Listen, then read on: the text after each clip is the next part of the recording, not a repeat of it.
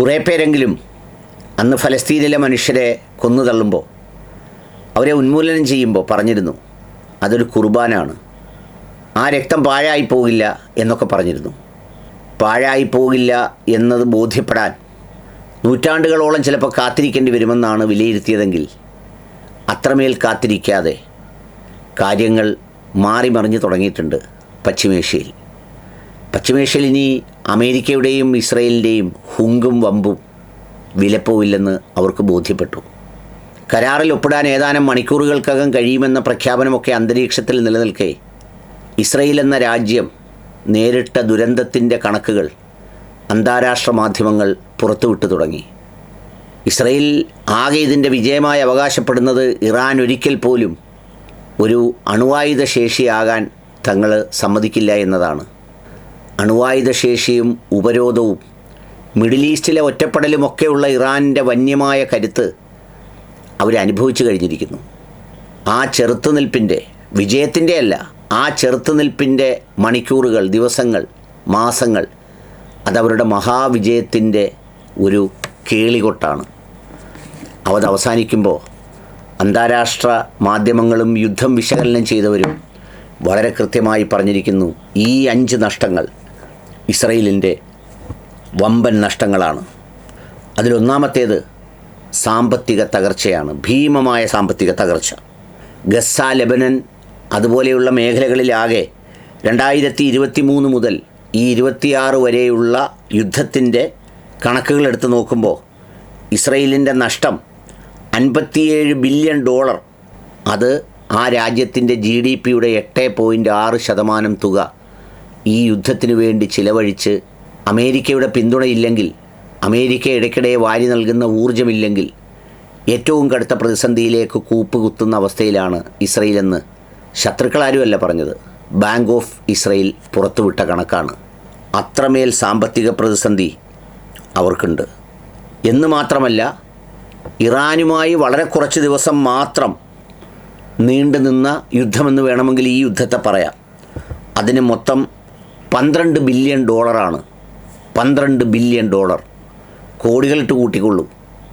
അത്രയും രൂപയാണ് ഇതിനകത്ത് സാമ്പത്തിക നഷ്ടം വന്നിരിക്കുന്നത്. യുദ്ധവുമായി ബന്ധപ്പെട്ട ഇസ്രയേലിൻ്റെ ചെലവിൻ്റെ പൊതുകടം 60% നിന്ന് 69% ഉയർന്നിട്ടുണ്ട്. അപ്പോൾ ഒന്നാമത്തെ പോയിൻ്റ്, സാമ്പത്തികമായി വളരെ ഗണ്യമായ നഷ്ടത്തിലേക്ക് ഇസ്രയേൽ കൂപ്പുകുത്തി എന്നുള്ളതാണ്. രണ്ടാമത്തെ ഏറ്റവും പ്രധാനപ്പെട്ട ഒരു നഷ്ടമായി വിലയിരുത്തപ്പെടുന്നത് ഹൈടെക് മേഖലയിലുണ്ടായ സാമ്പത്തിക തകർച്ചയാണ്. ഈ ഹൈടെക് മേഖലയിലെ പ്രതിസന്ധി എന്ന് പറയുമ്പോൾ, ഇസ്രയേൽ ഒരു ഹൈടെക് രാജ്യമായതുകൊണ്ട് ഹൈടെക് മേഖലയുമായി ബന്ധപ്പെട്ട വളർച്ചയും പുരോഗതിയും അതിലൂടെ രാജ്യത്തിന് സമ്പാദിക്കുന്ന റവന്യൂവുമെല്ലാം ഈ യുദ്ധകാലയളവിലെ ഏറ്റുമുട്ടലുകളിൽ ഏത് പ്രദേശവും ആക്രമിക്കപ്പെടാമെന്നുള്ള സ്ഥിതിവിശേഷത്തിൽ വലിയ പ്രതിസന്ധി ഉണ്ടാവുകയും വലിയ പ്രൊഫഷണൽസൊക്കെ ഇസ്രയേൽ വിട്ട് മറ്റു പല യൂറോപ്യൻ രാജ്യങ്ങളിലേക്കും പോകുന്ന ഒരു സ്ഥിതിവിശേഷമുണ്ടായി. ലക്ഷക്കണക്കിന് റിസർവ് സൈനികരെയാണ് അധിക സാമ്പത്തിക സംഗതി നൽകി ഈ പറഞ്ഞതുപോലെ യുദ്ധമുഖത്തേക്ക് അയക്കേണ്ടി വന്നത്. പിന്നെ ഹൈടെക് മേഖലയുമായി ബന്ധപ്പെട്ടുണ്ടായ ടൂറിസത്തിൻ്റെ തകർച്ചയാണ്. ഈ ടൂറിസം മേഖല ഇസ്രയേലിൻ്റെ വലിയൊരു വരുമാനമാണ്.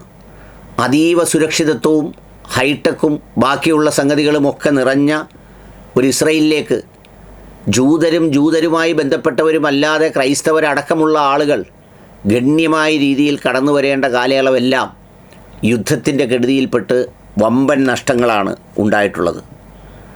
എന്ന് മാത്രമല്ല, ഈ കാലയളവിൽ ഇസ്രയേലിൻ്റെ ഏറ്റവും അടുപ്പമുള്ള 8 യൂറോപ്യൻ രാജ്യങ്ങളിലേക്കുള്ള കയറ്റുമതി വ്യാപാര വിലക്ക് മൂലം $2.5 ബില്യൺ കുറവുണ്ടായതായി ബാങ്ക് ഓഫ് ഇസ്രയേൽ പുറത്തുവിട്ട റിപ്പോർട്ടിലുണ്ട്.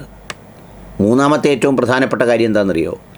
ഇസ്രയേലിൻ്റെ ചരിത്രത്തിൽ ഇന്ന് വരെ എല്ലാ രാജ്യത്തേക്കും പോയി ആക്രമിക്കുന്നതല്ലാതെ സ്വന്തം ജനങ്ങളെ ടണലുകളിലേക്കും ടവറുകളിലേക്കും മാറ്റേണ്ട സ്ഥിതിവിശേഷം വരികയും അതിർത്തി ഗ്രാമങ്ങളിൽ നിന്ന് ആളുകളെ ഒഴിപ്പിക്കേണ്ടി വരികയും അതിലൂടെ ഏതാണ്ട് 60,000-ഓളം കുടുംബങ്ങളെയാണ് ലെബനൻ അതുപോലെ തന്നെ വടക്കൻ മേഖലയിൽ നിന്നൊക്കെ ഒഴിപ്പിക്കേണ്ടി വന്നത്.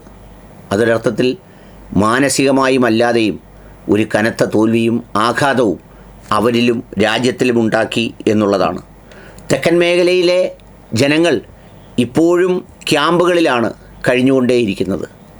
അങ്ങനെ ഒരു പുനരധിവാസം, അങ്ങനെ ഒരു ഭയം നോടൽ, അങ്ങനെ ഒരു ഒളിച്ചോട്ടം ഈ ഇറാൻ യുദ്ധത്തിനിടയിൽ പോലും പല മേഖലകളിലും ഫ്ലാറ്റുകൾ അടക്കം തകർന്ന് ടവറുകളിൽ ഓടിയടുക്കുന്ന ജനങ്ങൾ, സൈറൻ മുഴങ്ങുമ്പോൾ കടകളിൽ നിന്നും റോഡുകളിൽ നിന്നും ഓടിപ്പാഞ്ഞു പോകുന്ന ജനങ്ങൾ ഇസ്രയേലിനെ സംബന്ധിച്ചിടത്തോളം ഒരു ചരിത്രത്തിലെ ആദ്യത്തെ കാഴ്ചയായിരുന്നു. മറ്റൊരു പ്രധാനപ്പെട്ട കാര്യം സൈനികരുടെ നഷ്ടവും മാനസിക ആഘാതവും അവരുടെ തകർച്ചയുമാണ്. ഏതാണ്ട് 100-ലധികം സൈനികർ ഇസ്രയേലിനെ സംബന്ധിച്ചിടത്തോളം ഈ യുദ്ധത്തിൽ കൊല്ലപ്പെട്ടു. 5000-ലേറെ പേർ ഗുരുതരമായ പരിക്കുകൾ ഏൽക്കുകയും ഈ സൈനികരിൽ തന്നെ 1/3 ആളുകൾ സൈനിക വൃത്തി വിട്ട് മറ്റു മേഖലകളിലേക്ക് തിരിയുകയും മാനസികാഘാതവും ആ കുടുംബത്തിൻ്റെ പ്രശ്നങ്ങളുമടക്കം വലിയ വെല്ലുവിളികളാണ് ഇസ്രയേൽ നേരിട്ടുകൊണ്ടിരിക്കുന്നത്. അതൊരു ചെറിയ കാര്യമല്ല എന്നതാണ് അതിൻ്റെ പ്രത്യേകത. 5-ാമത്തെ സംഗതി അന്താരാഷ്ട്ര തലത്തിലെ ഒറ്റപ്പെടലാണ്. ഗസയിലും ലെബനനിലും ഉണ്ടായ സംഗതിയും ഇറാനിൽ അടിക്കാൻ പോയതിലുമൊക്കെ ഈ പറയുന്ന ഇസ്രയേൽ എന്ന് പറയുന്ന ഒരു രാജ്യത്തിൻ്റെ അന്താരാഷ്ട്ര പ്രതിച്ഛായ വളരെ ഗണ്യമായി ബാധിച്ചു.